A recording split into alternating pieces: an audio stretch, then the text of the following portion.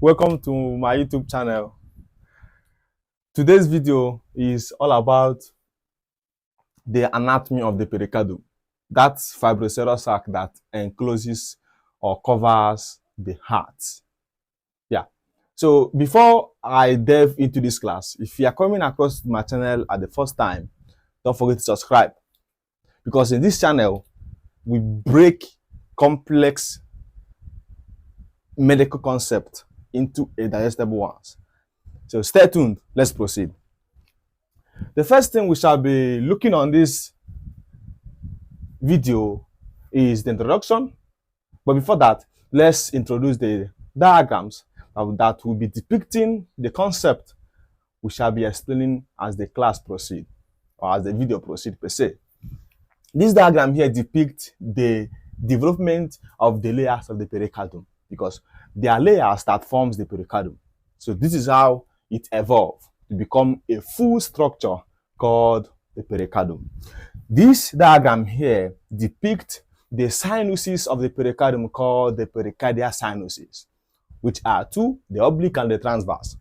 This diagram here depicts how the pericardium encloses the heart, situating on the middle mediastinum. So without doing any other thing, let's proceed on the class. The first thing we shall be looking on to is the introduction.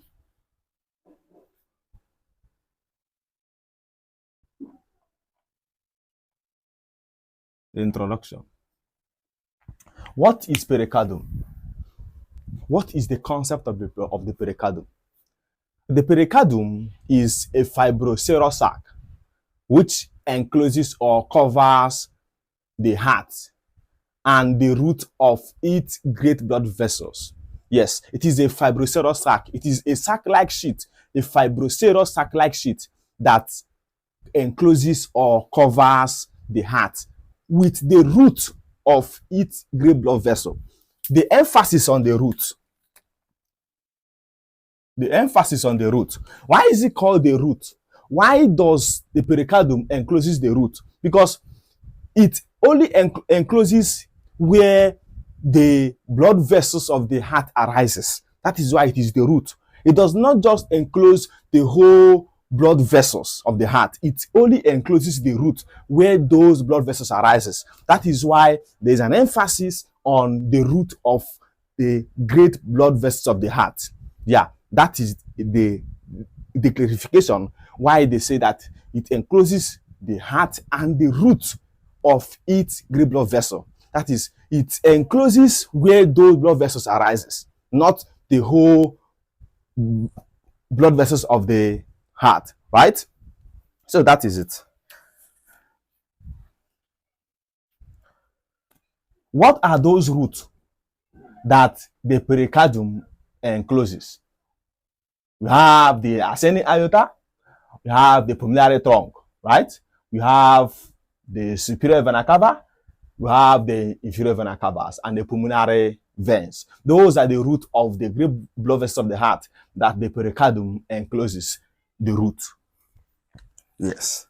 So the next thing we shall be discussing is the situation or the location.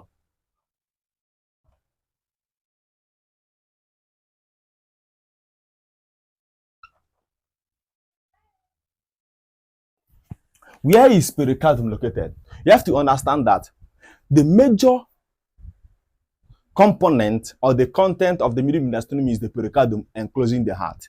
That means the pericardium is situated or located at the middle mediastinum.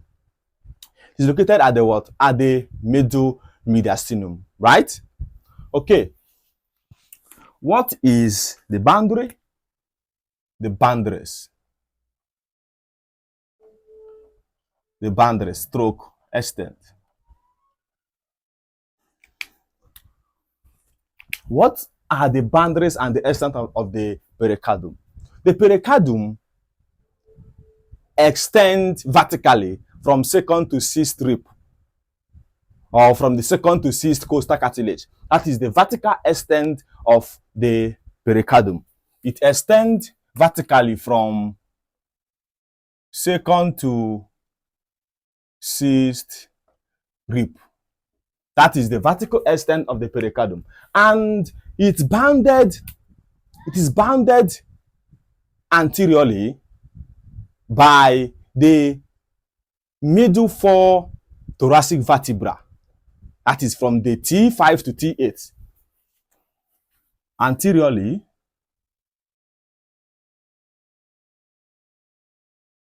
by the middle four thoracic vertebra, which is from T5 to T8. That is how it is bounded anteriorly. Now, posteriorly, it is bounded,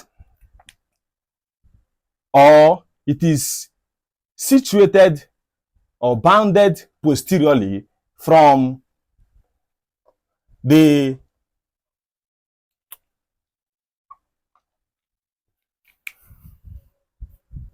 borders of the body of the sternum. It is bounded posteriorly by the borders of the body of the sternum, right? It is bounded posteriorly by the posterior border of the body of the sternum. That is it, what? Posterior boundary, body of the sternum.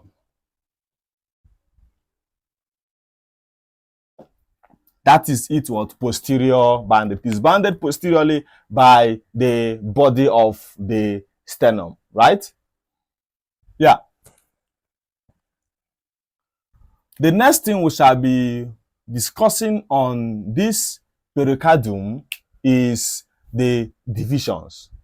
The division of the pericardium. But before we dive into this division, let's discuss the importance or the significance of the pericardium.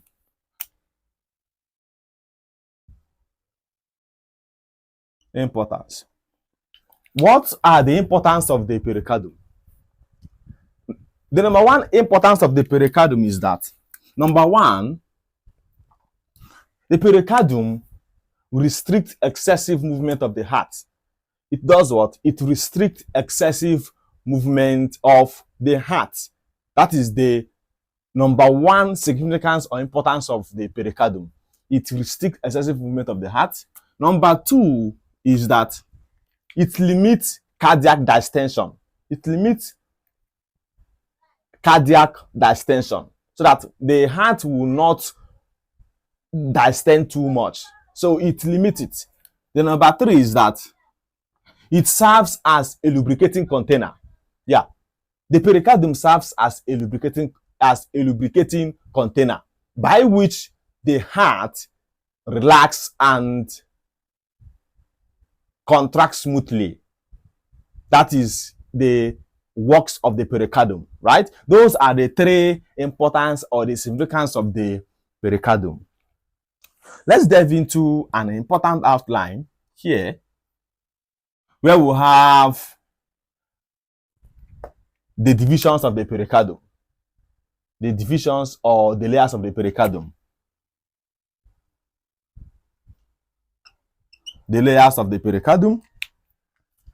The pericardium is majorly divided into two layers. We have the outer single-layered fibrous sac called the fibrous pericardium, and the inner double-layered serous sac called the serous pericardium. Those are the two subdivisions. Those are the two divisions of the pericardium, right? We have number one, the outer single layer fibrous sac called fibrous pericardium.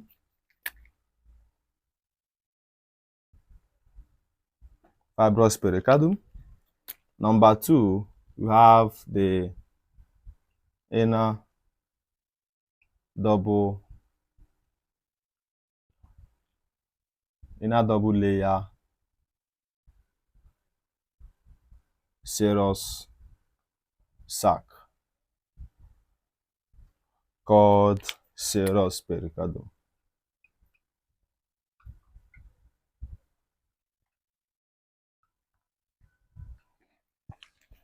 you can see these are the two layers of the pericardium, right? But the serous pericardium is also subdivided into two layers. We have the parietal layer of serous pericardium and the visceral layer of serous pericardium. Those are the two subdivisions of the serous pericardium. But these are the major two layers of the pericardium, right? Now, you can see that the fibrous pericardium is fibrous.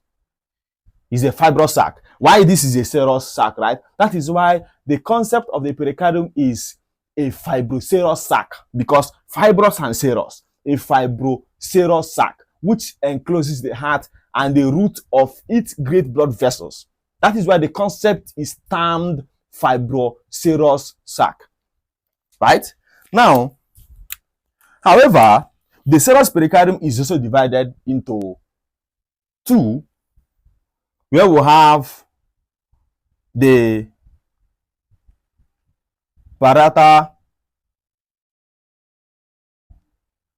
layer of serous pericardium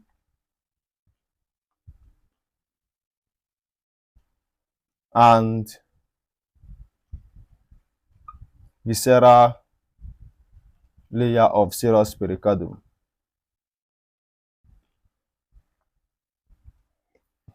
Now what?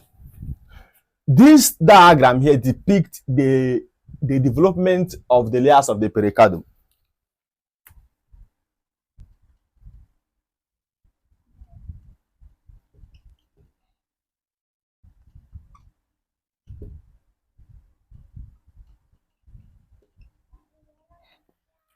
This diagram here depicts the developing heart, when the heart is what is developing, right? So this is called the developing heart.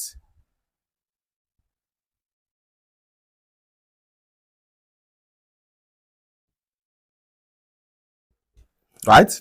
When the heart is developing, right, the pericardium layers are also forming. They are also forming. Now, this green shaded area is called the fibrous pericardium. It's called the fibrous pericardium.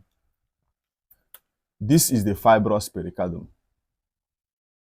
Fibrous pericardium, because it is found at the outer aspect of the pericardium. It forms the outer aspect of the pericardium. That is why it is called an outer single layer fibrous sac. It is found at the outer aspect. Now, this blue line depicts the serous pericardium, because it is found at the inner aspect. That is why it is called the inner layer of the pericardium, which is the serous pericardium. So this is the serous pericardium.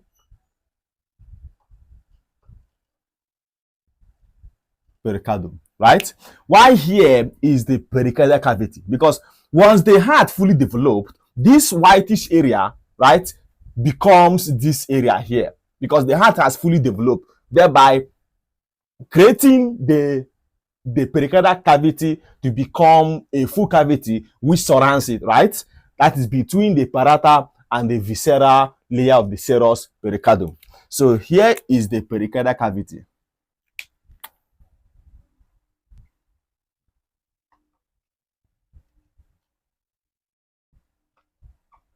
Right? Now watch. This is where the layers of the pericardium has fully developed. They are fully developed, right? This becomes our heart. This is the heart. Because here is called the developing heart. This is a mature heart, right? This is our heart, right? Now, this this greenish shaded area is also called the fibrous pericardium, as we indicated on this diagram here.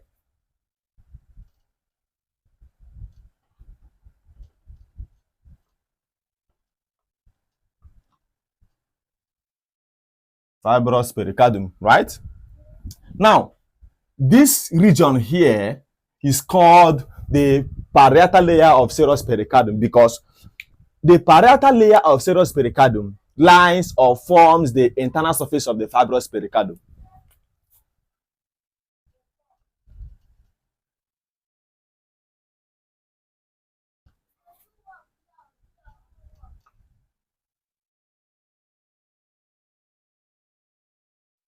While the one that is firmly adherent to the heart is called the visceral layer of serous pericardium. Look at it here.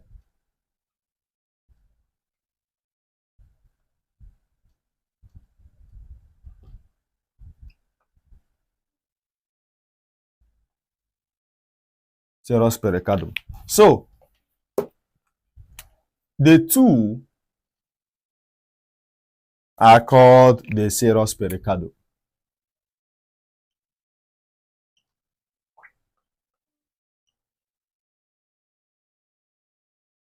Right? This space here is called the pericardial cavity or the pericardial space, where the pericardial fluid is found or the serous fluid is found, right? Look at the space here, because why is like this is because the heart was not fully developed on this area. Now the heart has fully developed here, so the heart has invaginated inside it and creating the pericardial space to become fashioned on how it is, right? So here is the pericardial cavity.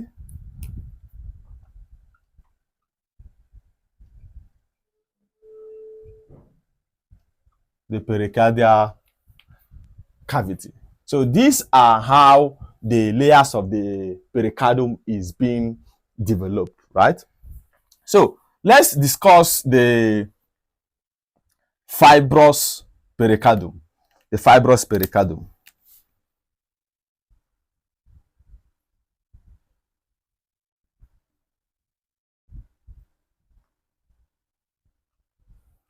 What is fibrous pericardium? What is the concept of the fibrous pericardium, right? The fibrous pericardium is a strong fibrous sac. Is a strong fibrous sac that supports the delicate parietal layer of the serous pericardium. It is a strong fibrous sac. It is a what? A strong fibrous sac. Now watch. This greenish shaded area remains the fibrous pericardium.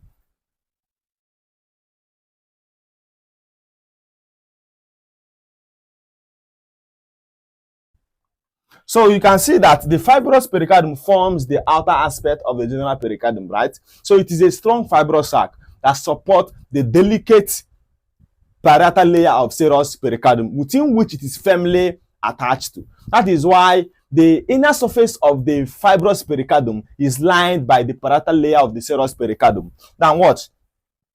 This outer blue line depicts the parietal layer of serous pericardium because it lines the inner surface of the fibrous pericardium.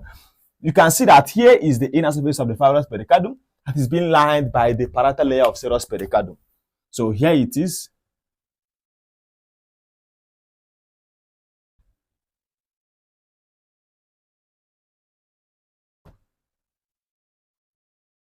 Serous pericardium. This remains our heart.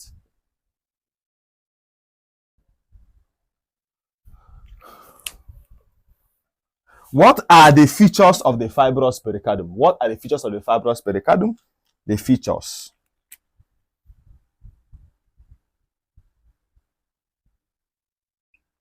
What are the features of the fibrous pericardium?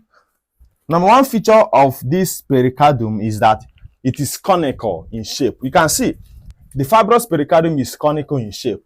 It is conical in shape, right? That's the number one feature.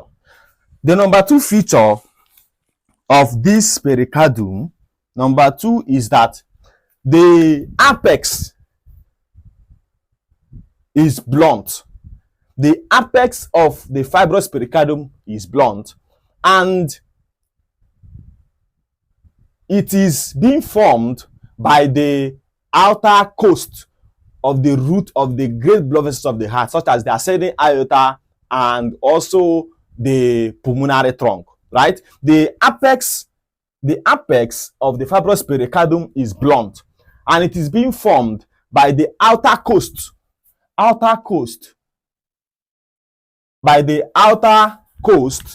the root of the great blood vessels of the heart, such as the ascending aorta and the pulmonary trunk. As you can see here, this is the ascending aorta. Ascending aorta that is being formed by the apex of the fibrous pericardium. Why the base of the fibrous pericardium is broad? The base is broad. You can see the base is broad, right? And it is being blended by the central tendon of the diaphragm. This is the diaphragm. This is the diaphragm.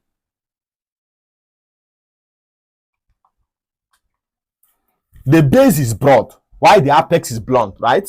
Now the base is being blended by the central tendon of the what? Of the diaphragm, right? Now, the anterior boundary of the fibrous pericardium is that it is bounded anteriorly by the posterior aspect of the body of the sternum. It is bounded anteriorly by the posterior aspect of the body of the sternum by the superior and inferior sternopericardial ligaments. Those are what that forms the anterior boundary of the fibrous pericardium. Now, it is bounded posteriorly by the principal bronchus, the descending thoracic aorta, and also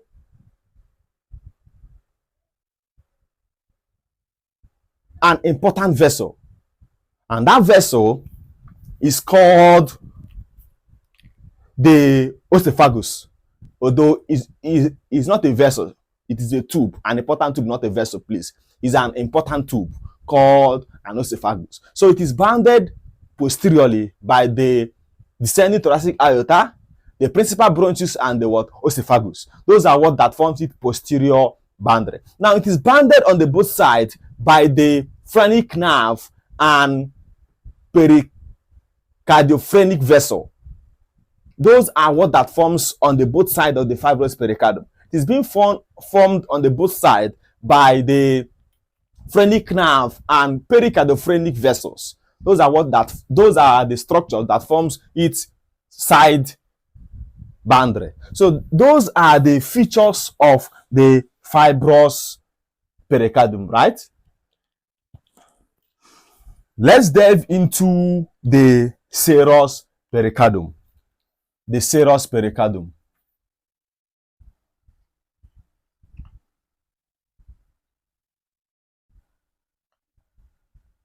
The serous pericardium. What is serous pericardium? As you can see here, we have depicted the outer layer of the serous pericardium, right? Which is the parietal layer. Now here is the visceral layer of serous pericardium. Visceral layer of serous pericardium. Here remains the pericardial cavity.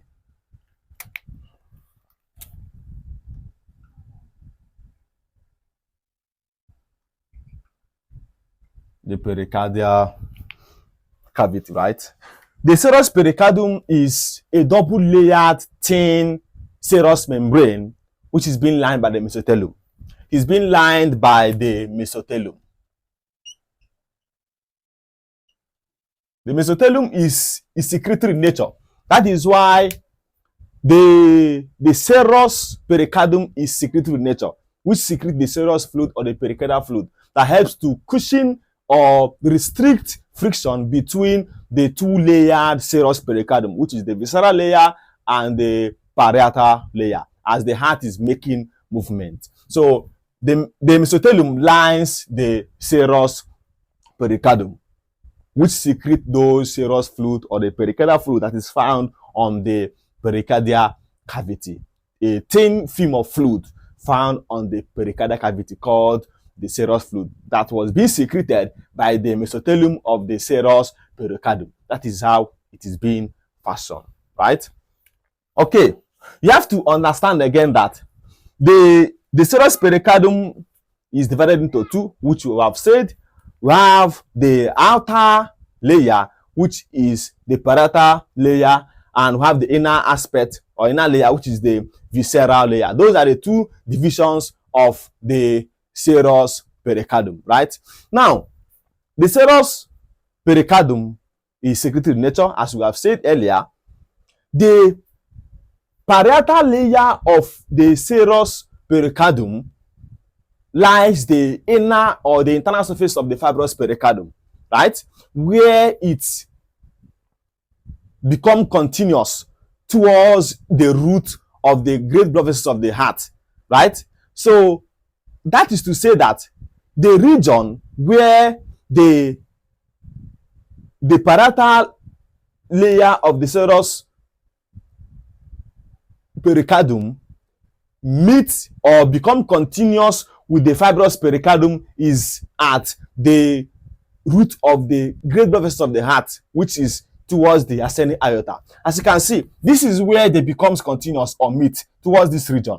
That is, the parietal layer of serous pericardium becomes continuous with the fibrous pericardium at the region of the root of the great blood vessels of the heart. That is where they become what? Continuous. That is an important clarification, that where does the parietal layer of serous pericardium becomes continuous with the fibrous pericardium? It is towards the root of the great blood vessels of the heart, which is towards the ascending aorta, right? That is the root. Okay. Important to note, in quadruped,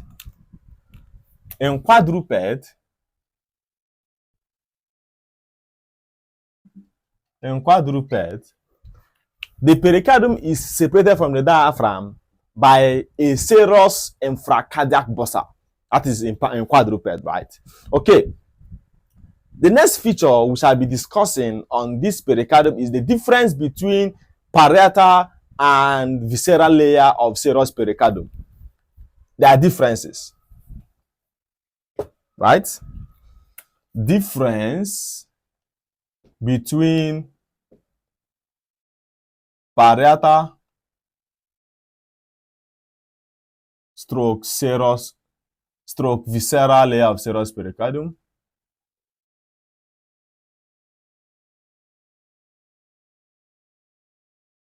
layer of serous pericardium. What are the difference between the parietal and visceral layer of serous pericardium? Now, one difference is that, number one, is that the parietal layer of serous pericardium lines the internal surface of the fibrous pericardium, while the visceral layer of serous pericardium lines or become adherent to the heart. It becomes adherent to the heart. That is the one that is firmly attached to the heart, which is the visceral layer. You can see it here. It is firmly attached to the heart, while the parietal layer lies the internal surface of the fibrous pericardium.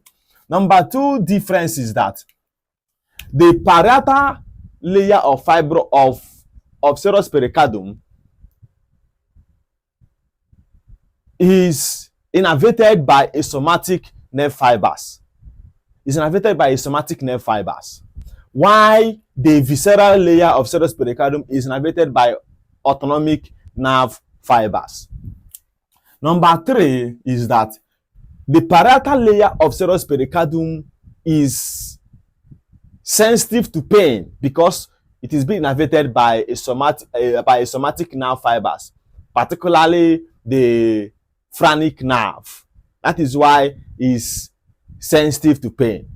Why the visceral layer of serous pericardium is insensitive to pain because it is being innervated by autonomic nerve fibers, particularly the sympathetic trunk and the vagus nerve, right?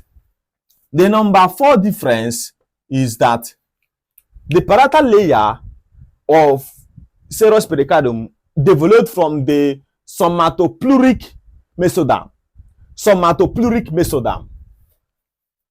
Somatopleuric mesoderm.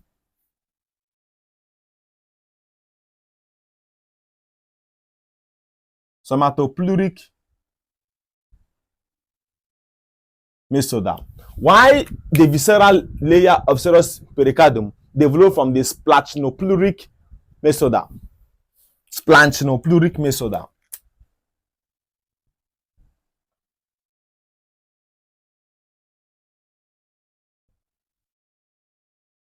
Splanchopleuric mesoderm. So these are the difference between the parietal and the visceral layer of the serous pericardium. The next outline we shall be delving into now is the pericardial sinuses. Yeah, the pericardial sinuses. This diagram here depicts the pericardial sinuses.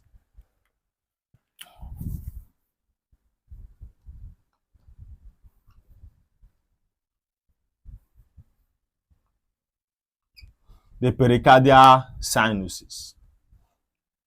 Right?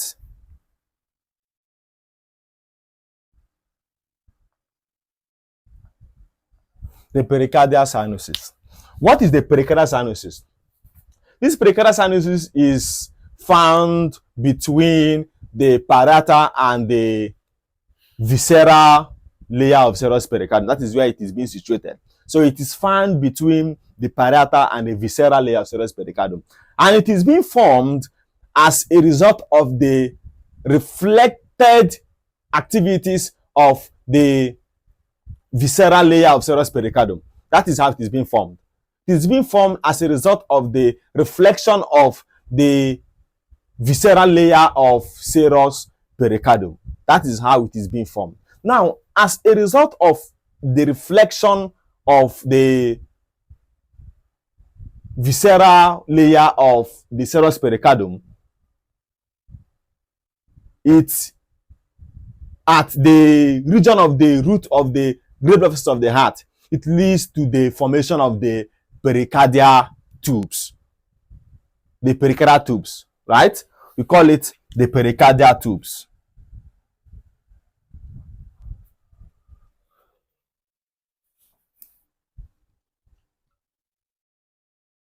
The pericardial tubes. These pericardial tubes is formed as a result of the reflection of the visceral pericardium, the visceral serous pericardium, at the region of the root of the great blood vessels of the heart. It leads to the formation of the pericardial tubes, which are divided into two: the arterial tube and the venous tubes, right? These are the arterial tubes, while these are the venous tubes, right? The arterial tubes is a tube, or it encloses the major arteries of the heart, which include the pulmonary trunk and the ascending aorta, right? While the venous tube encloses the 6 veins of the heart, which include the pulmonary veins, the superior vena cava and the inferior vena cava, the right and left what pulmonary veins, right? So these pericardial tubes was formed as a result of the reflection of the visceral layer of the serous pericardium at the level of the root of the great blood vessels of the heart. That is how it is being formed, right? So we have the pericardial tubes.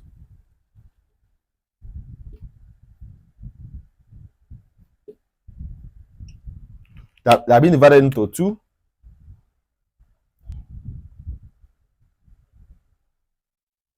Arterial tube and venous tube. This arterial tube encloses the ascending aorta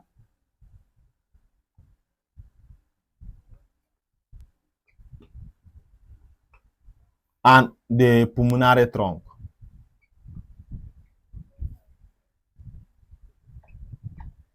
right? Why the venous tube encloses the 6 veins, which include the left pulmonary vein,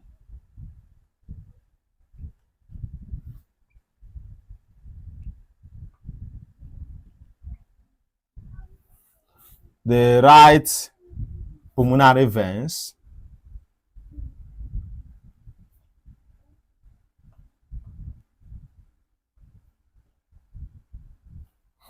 the SVC, which is the superior vena cava,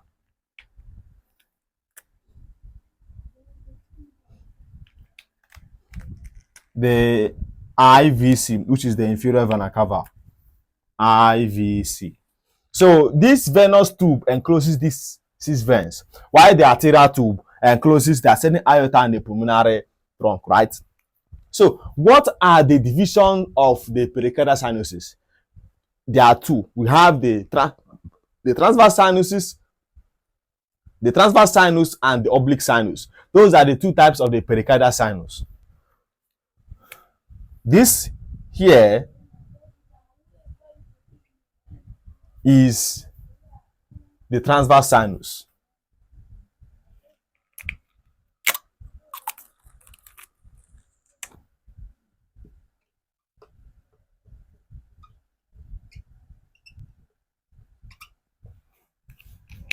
While this here is the oblique sinus.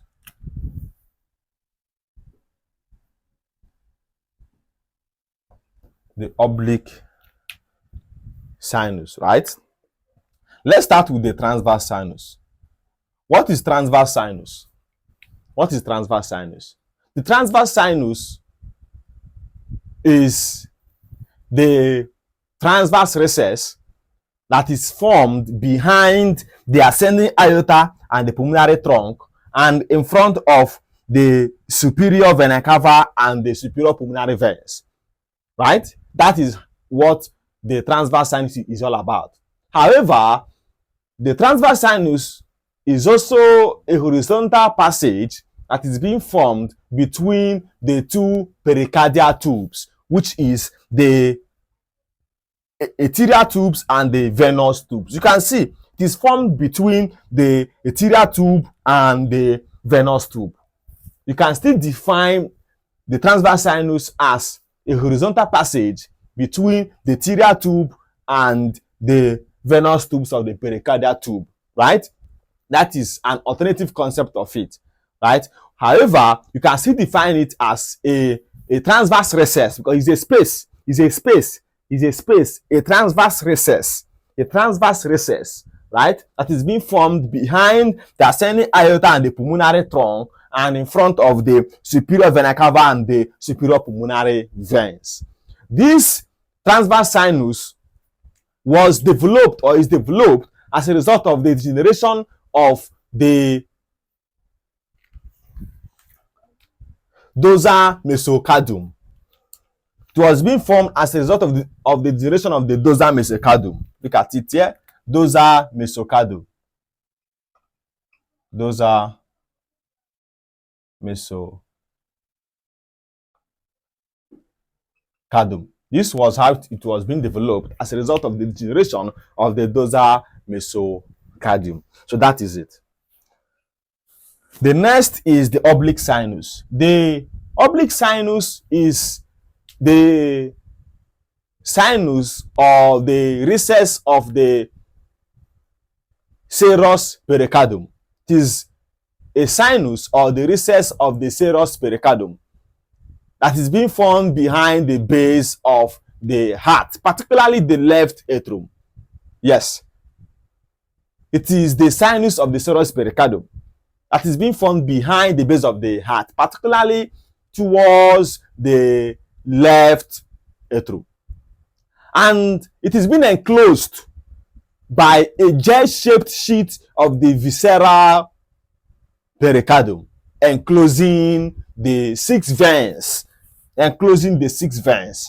These 6 veins here. That is what that encloses or what the oblique sinuses encloses, right? Because as you can see here now, this 6 veins has enclosed the oblique sinus. That is why it is being enclosed by a jet-shaped sheet of visceral pericardium, enclosing or enclosed by the 6 veins. You can see the 6 veins enclosed it, right? The six veins enclosed it. So just know that it is all about the visceral pericardium, the visceral layer of serous pericardium that does the work on the oblique sinus. That is why it is a sinus or a recess of the serous pericardium that is found behind the base of the heart, particularly the left atrium, enclosed by a jet-shaped sheet of visceral pericardium enclosing the six veins. You can see it here. So that was that. The next outline is the blood supply. The blood supply, right? The blood supply.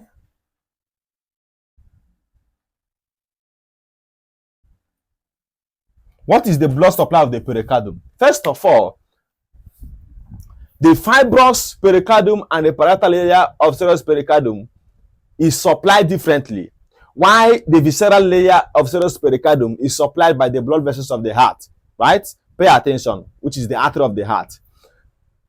Now, the fibrous pericardium and the parietal layer of serous pericardium is supplied by the internal thoracic artery. It's also being supplied by the descending thoracic aorta and also the musculophrenic artery. Those are the arteries that supply the fibrous pericardium and the parietal layer of serous pericardium. Now, the visceral layer of serous pericardium is is supplied by the coronary arteries of the heart, because anything that supplies the heart will supply the visceral layer of serous pericardium, because the visceral layer of the serous pericardium is adherent to the heart. It is attached to the heart, right?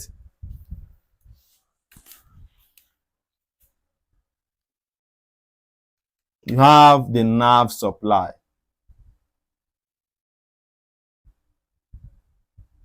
The nerve supply. The nerve supply of the pericardium, the fibrous pericardium and the parietal layer of serous pericardium is supplied by the phrenic nerve, because it is being innervated by a somatic nerve fibers, which is the phrenic nerve. That is why it is sensitive to pain. Okay, the visceral layer of serous pericardium is supplied by a sympathetic trunk and the vagus nerve, right, which is an autonomic nerve fibers. That is why it is not sensitive to pain, because it's being innervated by autonomic nerve fibers. So that is the nerve supply. The last but not the least is the clinical correlation. Clinical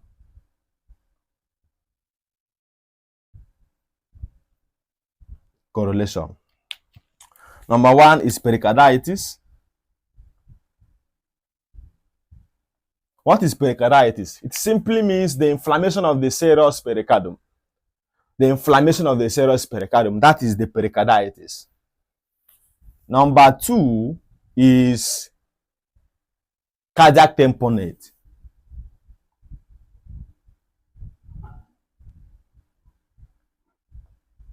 Cardiac tamponade. What is cardiac tamponade? It's simply the accumulation of fluid at the pericardial cavity or the pericardial space as a result of the inflammation of the serous pericardium. That is what we call the cardiac tamponade, an accumulation of fluid on the pericardial space as a result of the inflammation of the serous pericardium, leading to pericarditis. The next clinical correlation is pericardiocentesis.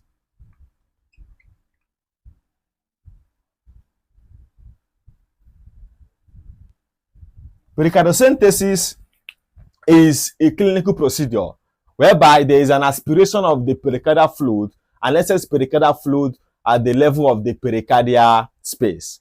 It has two approaches, which is the standard approach and the subxiphoid approach. Those are the two approaches that is being deployed to aspirate fluid with needle at the pericardial space or the pericardial cavity, right?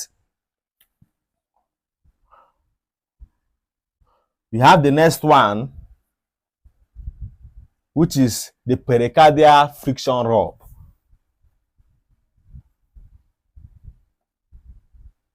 pericardial friction rub. This pericardial friction rub occurs as a result of roughening surfaces of the visceral and the parietal layer of serous pericardium as a result of the accumulation of inflammatory exudate on the pericardial space. When there is a roughening surface between the parietal layer of serous pericardium and the visceral layer of serous pericardium, it will lead to friction between them as a result of the inflammation, as a result of the accumulation of the inflammation of